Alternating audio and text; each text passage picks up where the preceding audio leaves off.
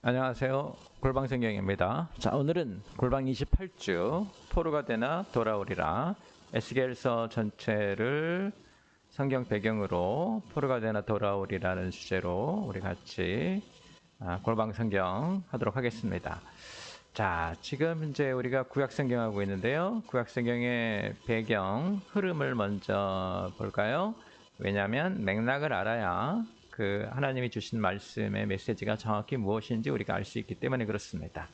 자, 매주 듣는 것이지만 구약 성경은 8시대로 나눠지죠. 우리는 이제 7과로 나누어서 태초 족장 시대, 출애굽 시대, 정복 사사 시대, 왕국 시대, 이때에 이제 우리가 시가서와 지에서 같이 읽죠. 왜냐하면 시가서와 지에서는 왕국 시대를 편찬 배경으로 보고 있습니다.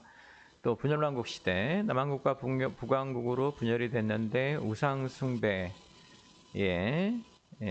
서로 경쟁적으로 우상 숭배에 참여했기 때문에 이때 이제 하나님이 선지자들을 많이 보내셨기 때문에 선지서, 대부분의 선지서를 이때 같이 읽죠. 그리고 이제 포로 시대, 포로로 잡혀갔을 때 어떤 그 시대 정신을 갖고 있었는지 보게 되고요. 그 다음에 귀한 시대 이렇게 연결이 됩니다. 우리는 지금 포로 시대로 접어들었는데요. 지난주까지는 분열왕국 시대였고요. 이번 주부터 포로 시대인데, 자, 이 포로 시대는 다시 두 주에 걸쳐서 배웁니다. 포로가 되나 돌아오리라. 그러니까 포로가 되는 시점에서 앞으로 어떻게 될 것이다, 돌아오게 될 것이다 라는 것까지의 메시지를 에스겔이 전했고요. 그 다음에 이제 다음 주에는 포로 시대 영웅들 다니엘과 에스더에 대해서 우리가 같이 보게 될 것입니다. 자, 시간은 말이죠. 일단은 그 남한국이 주전 587년, 뭐 일본은 6년이라고도 말하는데 큰 의미는 없습니다. 대충 때가 어느 때다 정도만 알고 계시면 되고요. 정확한 연수가 언제인지 그런 건 사실은 메시지를 주고받는 데는 큰 의미는 없다고 보셔야 됩니다.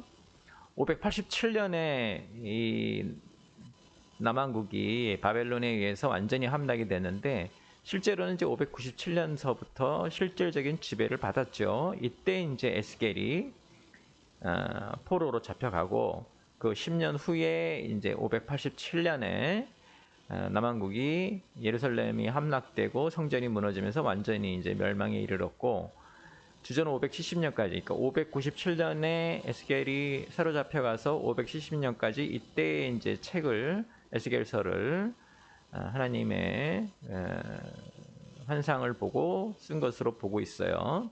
그리고 이 포로 시대는 언제 끝나나 517년, 주전 517년, 그러니까 70년 남한국이 완전히 멸망에 이르고 70년간의 포로 생활이죠. 그런데 지금 에스겔서는 에스겔이 미리 잡혀갔기 때문에 1차에 잡혀갔기 때문에 597년서부터 570년 요렇게 97년부터 70년 사이가 에스겔서의 시간적 배경이고요.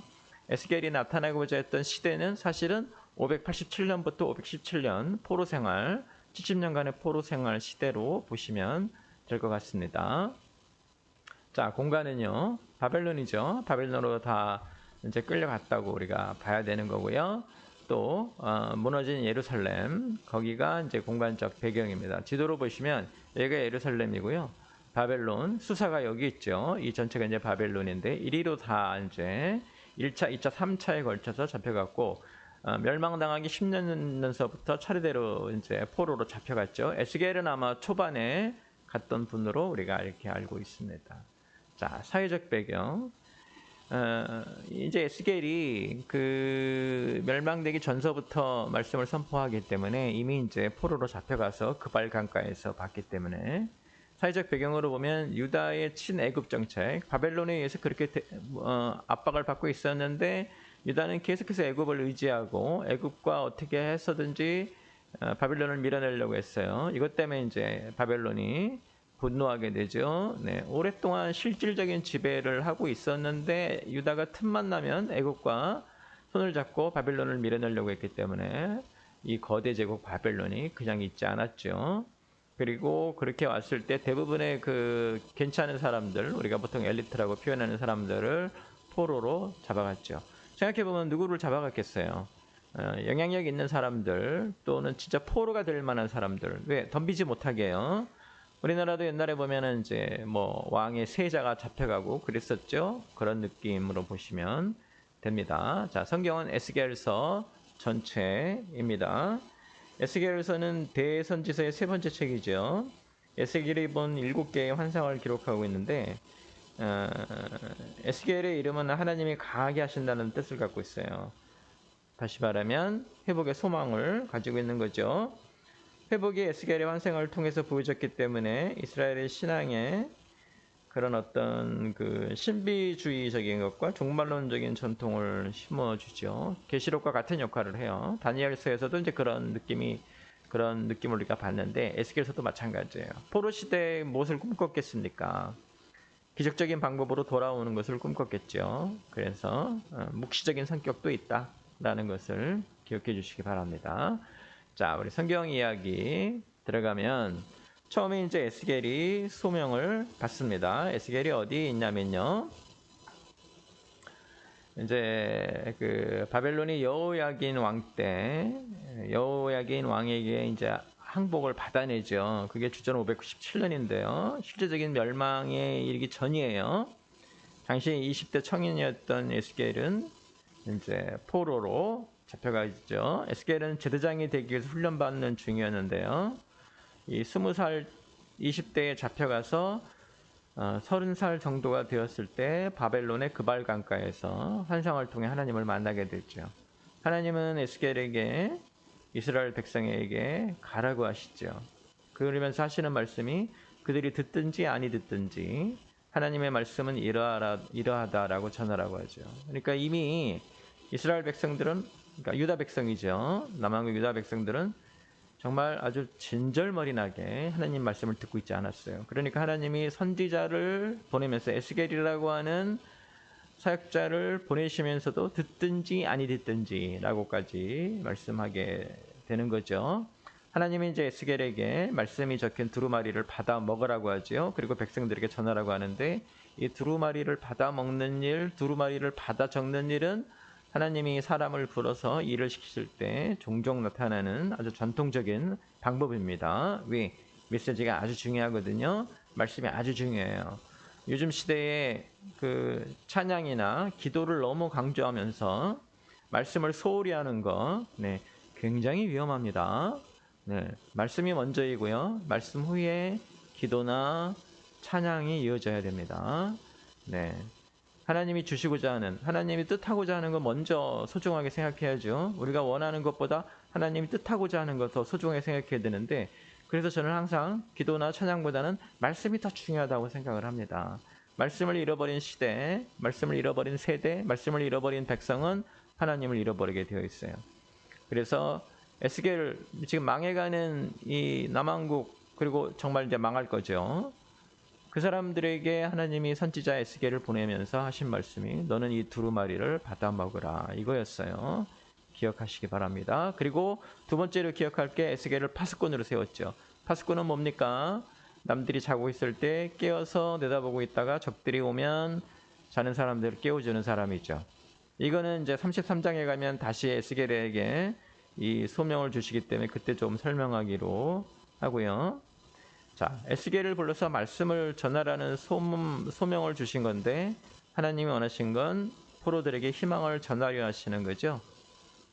이 에스겔이 하나님의 보좌를 보고 하나님으로부터 두루마리를 받아먹게 되는 거 말씀에 대한 강조라고 제가 말씀드렸습니다. 포로 생활의 원인, 너희들이 망하게 된 원인은 어디에 있다? 말씀을 잃어버렸기 때문에 말씀을 잃어버렸다는 얘기는 하나님의 뜻과 하나님의 삶의 방식을 잃어버렸다는 거죠. 그래서 말씀부터 주시는 거예요. 그 다음에 이제 본격적으로 하나님께서 유다에게 내려질 심판을 선포하시는데요. 4장부터 에스겔에게 보여주신 유다에게 내려질 심판에 대한 선포가 이어지는데 에스겔은 이제 처음에는 호세아 선지자처럼 행동 메시지를 전하죠. 자신의 행동과 삶으로 메시지를 전하는 거예요. 제가 말씀만 선포하는 선지자들보다는 좀 힘들다고 말씀드렸습니다. 하나님은 에스겔에게 예루살렘이 함락될 것이라는 4가지 상징을 이제 보여주시고 그렇게 행하고 하는데 박석이나 옆으로 누운 자세나 떡을 먹는 거나 털을 깎는 거 이 네 가지 상징이 예루살렘이 포위되고 죄악을 담당하는 날수만큼 벌을 받게 될 것이다. 이런 거죠. 유다 민족은 3차에 걸친 바벨론의 포로로 잡혀갔는데요. 1차 포로 무리에 에스겔이 있었던 것으로 그래서 에스겔이 전하는 메시지는 아직 예루살렘에 남아있는 사람들에게 하나님의 말씀을 전하려고 하는 거죠. 행동 메시지에 이어서 이제 에스겔이 하나님의 말씀을 전하는데요. 이스라엘의 죄를 지적하고 그들이 섬기는 우상들, 특별히 산당과 태양상을 파괴할 것이라고. 그러니까 이 산당이나 태양상이 그 유다 백성의 삶에 깊숙이 들어와 있었다. 이거 우리가 주목해서 봐야 되죠. 망하는 나라는 이유가 있어요.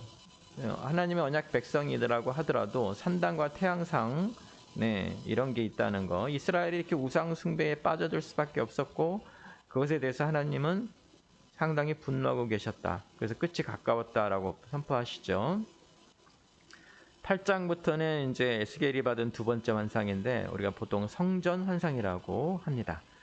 환상 속에 예루살렘 성전을 보게 되죠. 그러니까 에스겔이 붕 떠서 예루살렘 성전에 가게 돼요. 지금 어디 있어요? 그발 강가에 있죠. 바벨론에. 그런데 환상 속에 어디로 가는가?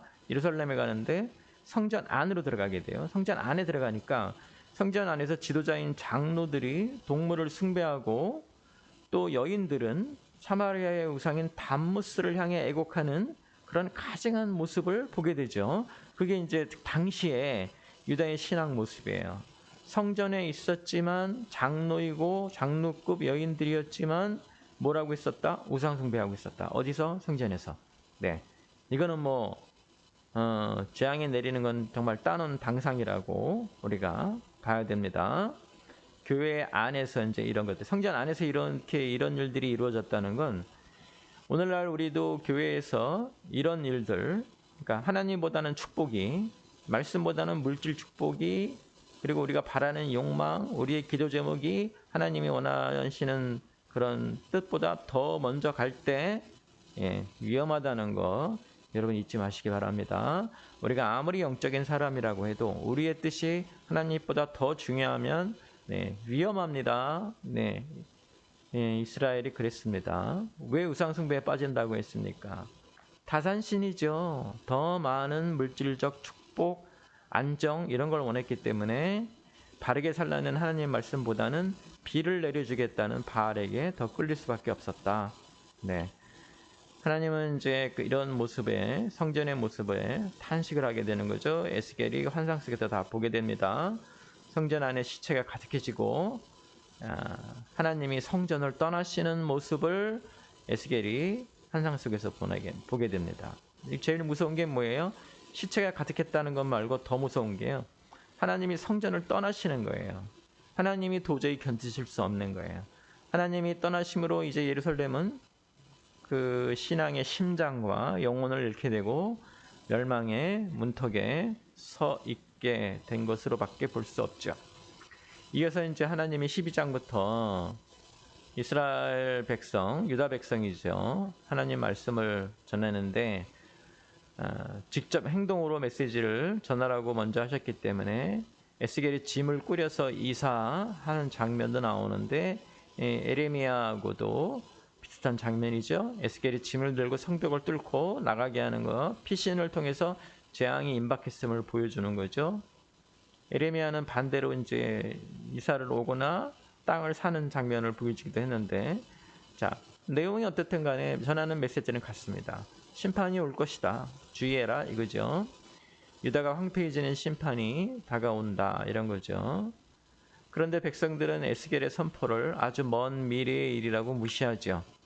하나님은 그들에게 이 예언이 속히 이루어질 것이다 라고 하십니다. 그 다음에 나타나는 것이 뭐였냐면 거짓 선지자들이에요. 이건 에레미야 때도 마찬가지인데요. 거짓 선지자는 뭐예요? 자신들 마음대로 예언하는 자들이에요. 하나님이 말씀을 주시지 않았는데 자기들이 원하는 말을 준다고요. 이들이 본 것이 정말 자기들 마음에서 나온 것이고요. 본 것도 없이 자기 심령을 따라 예언하는 선지자들, 거짓 희망을 주는 사람이고 이런 사람들은 무너져 내릴 담에 회치를 하는 자들이라고 우리가 부르죠. 회칠한 담이라는 표현을 쓰는데요. 제가 예레미야 때도 좀 설명을 드렸는데 원래 흙담을 쌓을 때는 회를 섞어서 쌓아서 그 회가 굳어져 가지고 담이 무너지지 않아야 되는데 회를 섞지 않고 진흙만으로 쌓고 그러면 비가 내리면 무너지죠. 근데 그렇게 안 보이려고 겉에다 회칠을 하는 거예요. 그러니까 회칠한 담이라는 거는 좋게 보이려고 했다는 말도 되지만 다른 의미로는 사기친 것이다 이런 말이에요. 튼튼하지 않은데 튼튼한 것처럼 보이게 했다. 거짓 선지자는 누구예요? 하나님 메시지를 주시지 않았는데 자기들이 좋게 보이려고 또는 튼튼하지 않은데 튼튼하게 보이려고 말씀이라고 하는 거짓 회를 바른 사람들, 회칠한 사람들이다 이 말입니다. 그 다음에 이제 역시 이상한 예언을 하는 여인들에 대한 경고도 주어집니다. 그래서 언제나 이 달콤한 거짓으로 위험을 가리는 거 위험합니다. 여러분들도 믿음대로 될 것이다 라는 어떻게 보면 헛소리입니다. 자기가 원하는 대로 될 것이다 이런 말이 믿음으로 될 것이다 이렇게 포장을 해서 좋게 될 것이다 라고 하는데 그렇지 않고요. 말씀대로 돼야 됩니다. 하나님이 우리에게 주시는 말씀에 더 관심을 가지셔야 됩니다. 자, 이어서 이제 그 우상들을 섬기는 장로들에 대한 심판이 선포가 되는데요. 하나님은 우상 숭배를 그치게 하라고 하시고 예루살렘이 무너지는 예언을 주시죠. 네, 에스겔이 597년에 이미 잡혀가서 이 말씀을 선포한 것이기 때문에 아직 예루살렘이 무너진 것은 아니었어요. 포도나무 비유를 통해서 열매 맺지 않고 있는 이스라엘의 모습, 결혼을 비유로 해서 간음하는 여인으로 유다의 현재의 잘못을 보여주시죠. 두 독수리의 비유로 심판이 곧 다가올 것도 보여주십니다. 이때 에스겔이 전한 말 중에 아비가 신포도를 먹었으므로 아들이 이가 시리다 라는 말을 쓰지 말라라는 말씀을 주시는데 이게 뭐냐면 아버지가 한 것 때문에 아들이 영향을 받는다는 건데 이 말을 하지 말라는 이유는 자신들이 지은 죄 때문에 자신들이 벌을 받는 거지 아버지들이 지은 죄 때문에 자신들이 벌 받는 건 아니다. 이 비유를 주시는 건데요.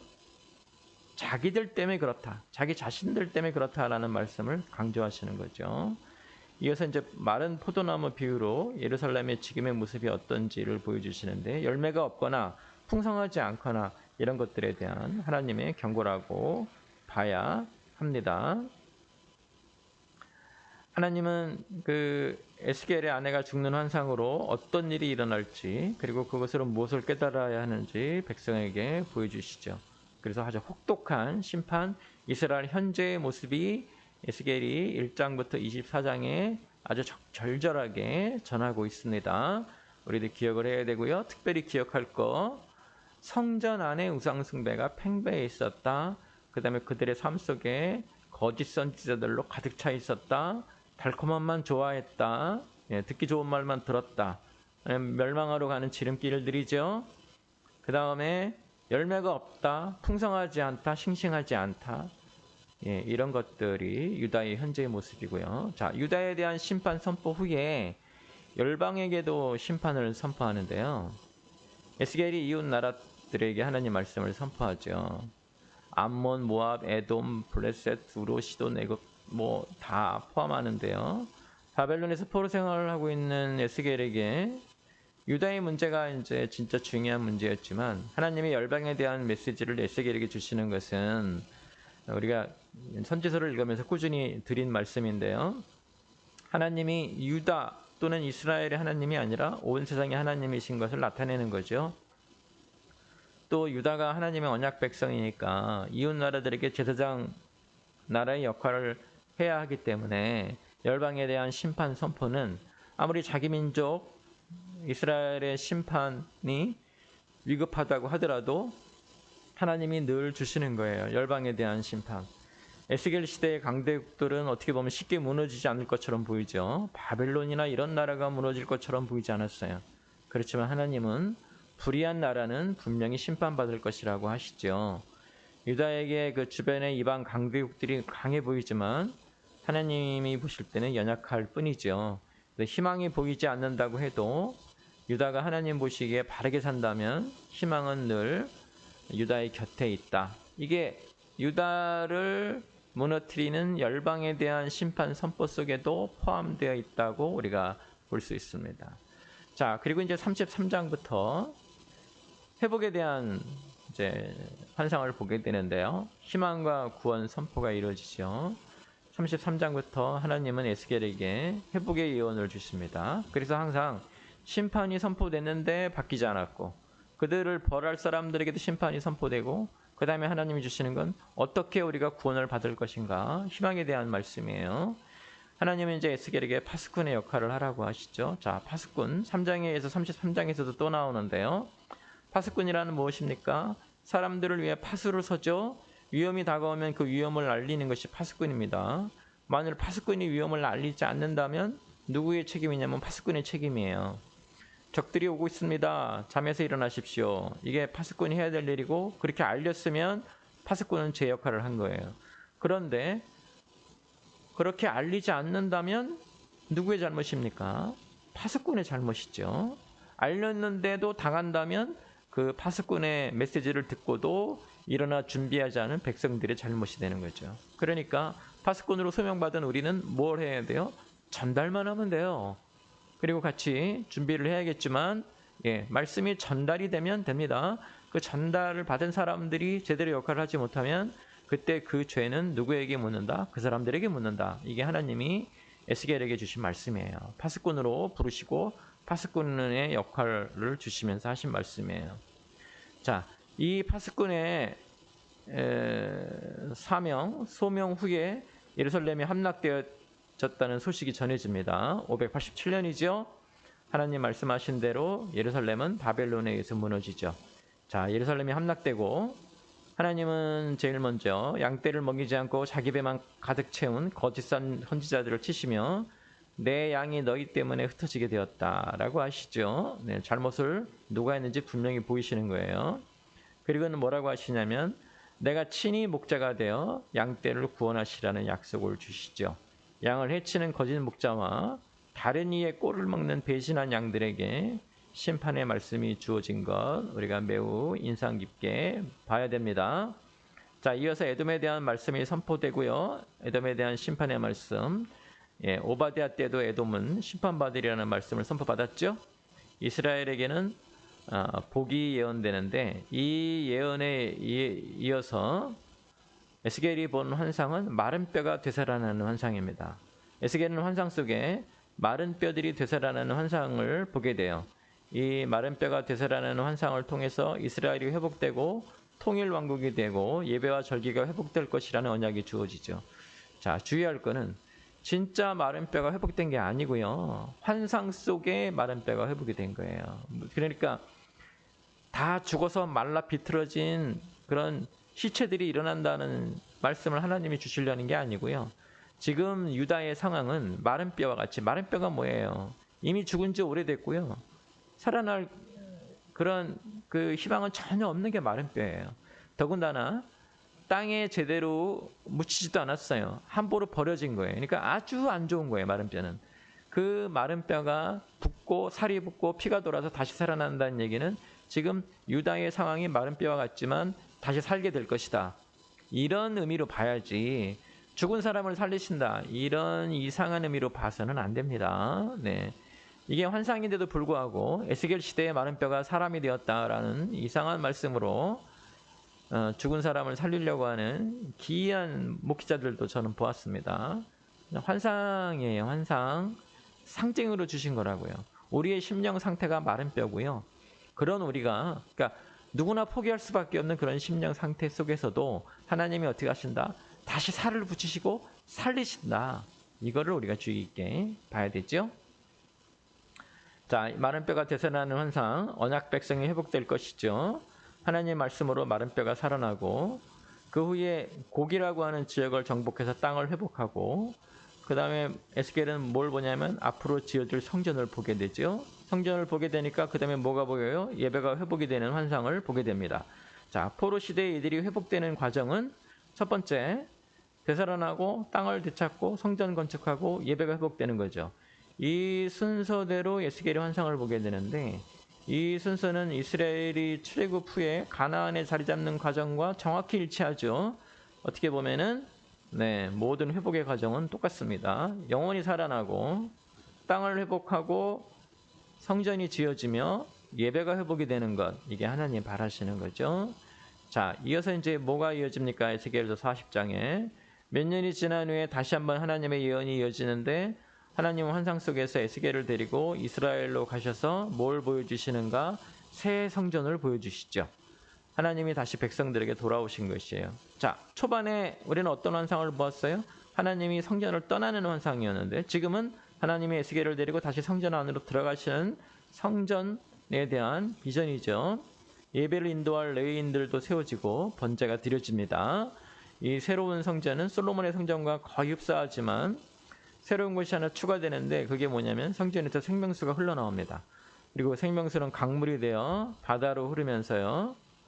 바다와 모든 생명들이 다시 살아나게 되죠. 새로운 창조와 같은 모습을 갖게 돼요. 그리고 하나님은 이제 어떻게 하십니까? 그렇게 회복된 땅에 이스라엘의 경계를 정하시고 12지파에게 땅을 나눠주시죠. 기업으로. 자, 출애굽의 과정과 거의 같죠. 땅을 회복하고 12지파에게 땅을 나눠주고 경계를 정해준 다음에 어떻게 살아라 하는 것처럼 에스겔이 보게 되는 새 예루살렘에 대한 환상도 역시 그렇게 됩니다. 이스라엘이 출애굽 때 경험했던 온전한 회복, 그것이 에스겔이 다시 보게 된 그런 환상입니다.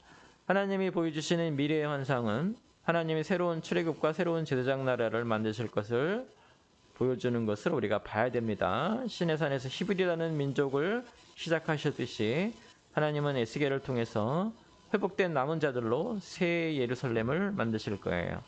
새 출애굽이 온다 이 말이죠.